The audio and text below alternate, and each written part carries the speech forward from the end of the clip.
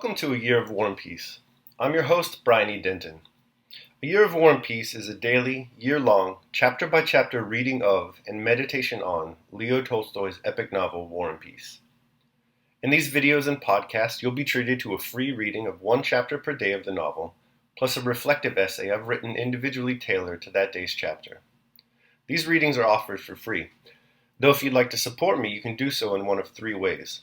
First, you could purchase my ebook, A Year of War and Peace. It features the entire novel, plus all of my reflective essays, and it's only $2.99 on Amazon.com. You could also become a patron at patreon.com/BrianEDenton. If you sign up there, you'll receive a sonnet once a month, plus a link to an ebook of my collected sonnets. Finally, if you like, you can make a one-time donation to my PayPal account. The email there is brianedenton@gmail.com. You can also use that email to contact me. I'd be happy to hear from you. Your support is greatly appreciated. Today's reading and reflection is on Chapter 269. Chapter 269. On the 8th of September, an officer, a very important one judging by the respect the guards showed him, entered the coach house where the prisoners were. This officer, probably someone on the staff, was holding a paper in his hand, and called over all the Russians there, naming Pierre as the man who does not give his name. Glancing indolently and indifferently at all the prisoners, he ordered the officer in charge to have them decently dressed and tidied up before taking them to the marshal. An hour later, a squad of soldiers arrived, and Pierre, with 13 others, was led to the Virgin's Field. It was a fine day, sunny after rain, and the air was unusually pure. The smoke did not hang low, as on the day when Pierre had been taken from the guardhouse on the Zubovsky rampart, but rose through the pure air in columns. No flames were seen, but columns of smoke rose on all sides, and all Moscow, as far as Pierre could see, was one vast charred ruin. On all sides there were waste spaces, and only stoves and chimney stacks still standing, and here and there the blackened walls of some brick houses. Pierre gazed at the ruins and did not recognize districts he had known well. Here and there he could see churches that had not been burned. The Kremlin, which was not destroyed, gleamed white in the distance with its towers and the belfry of Ivan the Great. The domes of the new convent of the Virgin glittered brightly, and its bells were ringing particularly clearly.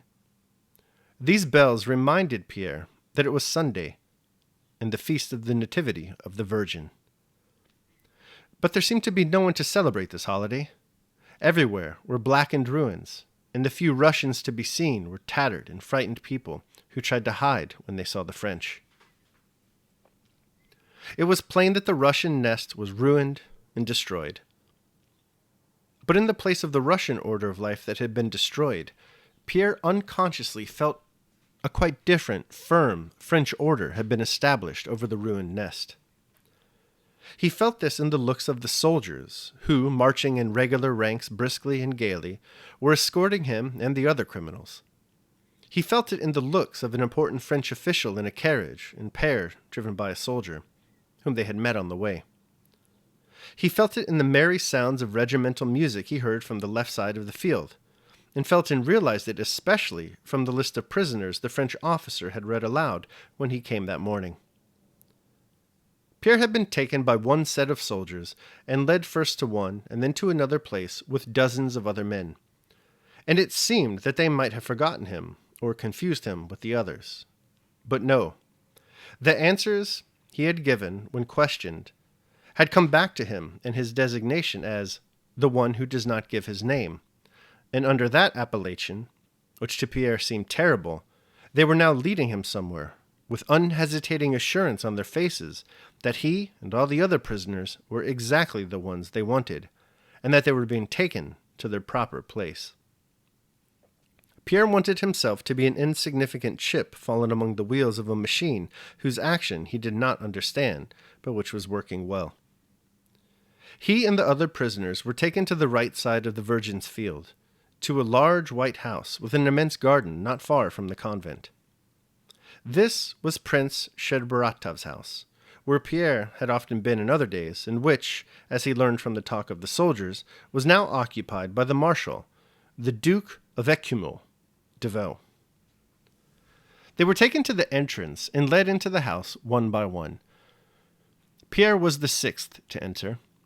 He was conducted through a glass gallery, an anteroom, and a hall, which were familiar to him, into a long, low study at the door of which stood an adjutant.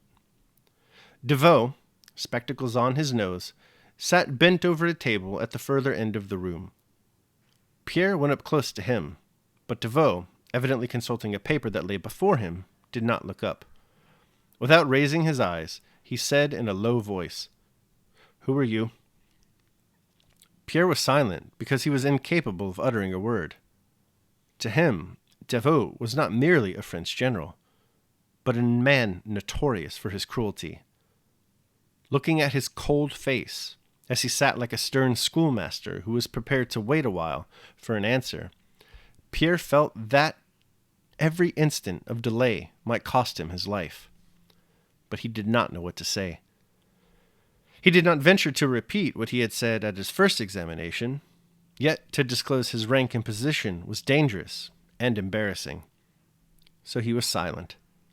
But before he had decided what to do, Devoe raised his head, pushed his spectacles back on his forehead, screwed up his eyes, and looked intently at him. "I know that man," he said in a cold, measured tone, evidently calculated to frighten Pierre. The chill that had been running down Pierre's back now seized his head as in a vice. "You cannot know me, General. I have never seen you."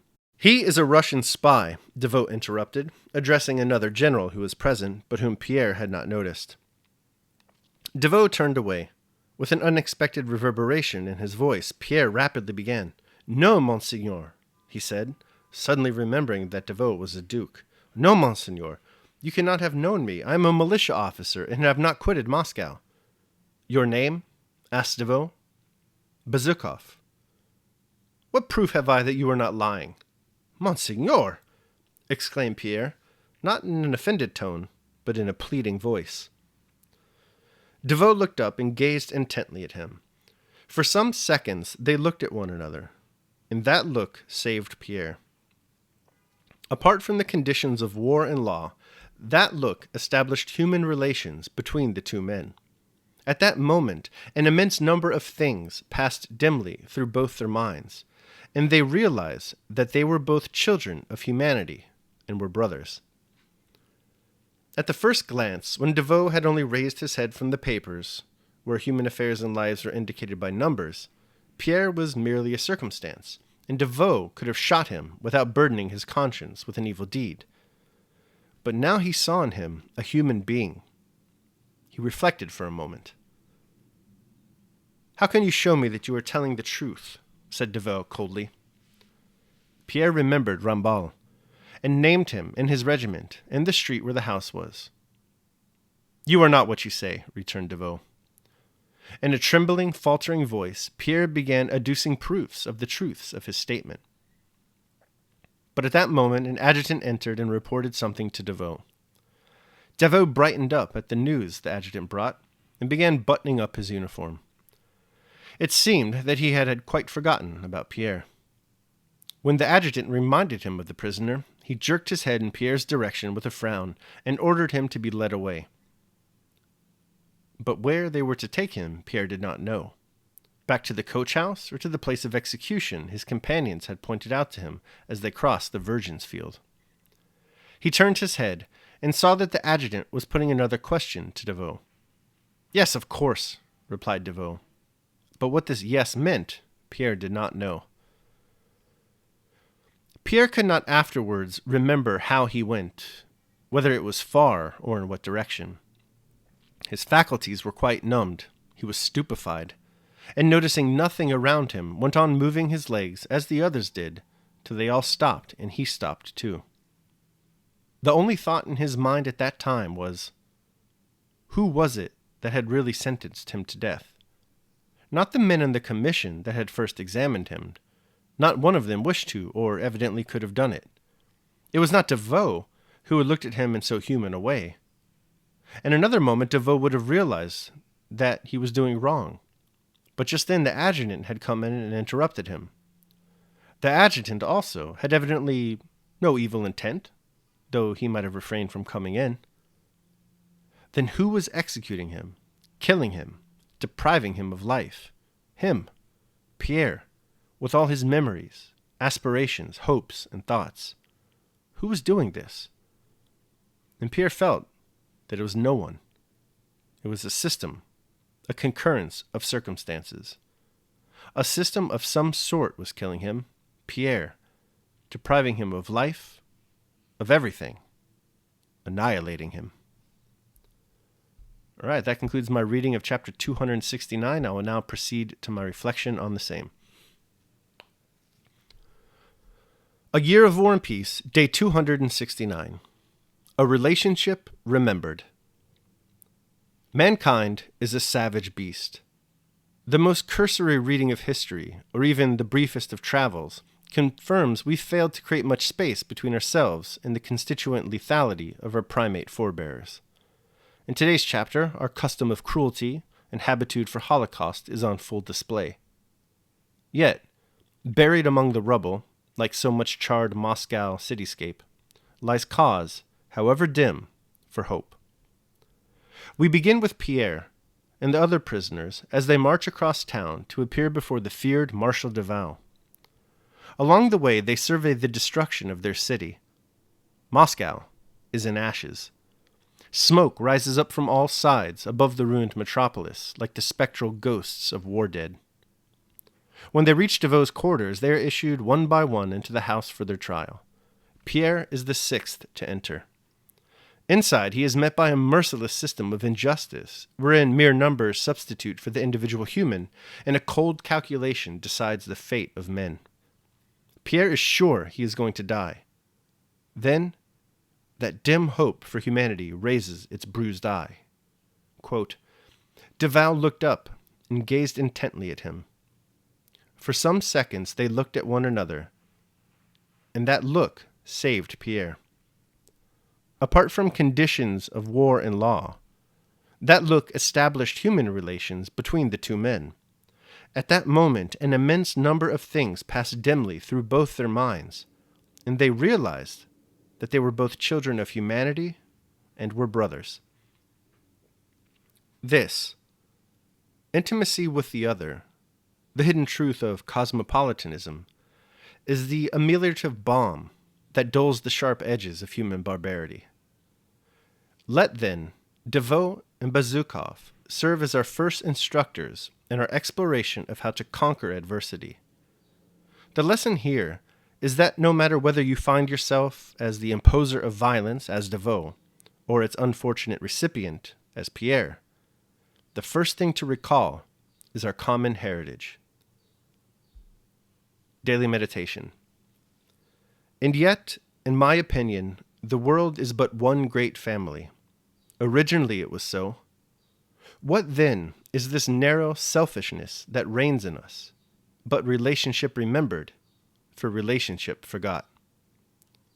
Samuel Richardson, Clarissa, or The History of a Young Lady. All right, so that concludes my reading of and reflection on chapter 269 of War and Peace. I hope you enjoyed it. Thanks so much for listening. Remember that if you'd like to support me, you can do so either by purchasing the ebook, A Year of War and Peace, becoming a patron at patreon.com, or making a one-time donation to PayPal. The links to all that are down below in the show notes. Tomorrow, we're going to be reading and reflecting on chapter 270 of War and Peace. I hope you'll join me. Until then, take care of yourselves and others.